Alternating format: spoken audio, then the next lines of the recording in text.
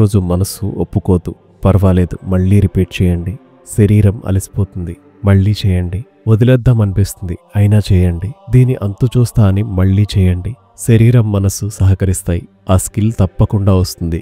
ఇక్కడ consistency important. మనల్ని మనం నిరూపించుకోవడానికి కాలం మనకి ఒక అవకాశాన్ని ఇచ్చింది. ఈ కాలాన్ని నమ్మి ఒకేదాన్ని శ్రద్ధగా పట్టుకున్న వారిని నేను చాలా మందిని చూసా. వాళ్ళు జీవితంలో అద్భుతమైన స్థాయిలో ఉన్నారు.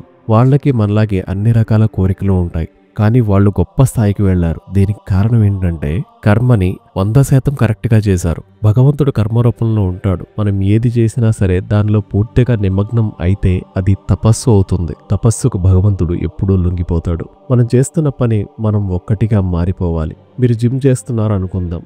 ఒక్క నెలలో శరీరంలో అనుకున్న మార్పు రాదు. కన్సిస్టెంట్గా 6 నెలలు చేస్తే ఖచ్చితంగా మార్పు వస్తుంది. చేస్తున్న దాని మీద కాలక్రమంలో శ్రద్ధ పెరుగుతుంది. రావలసిన ఫలితం వస్తుంది.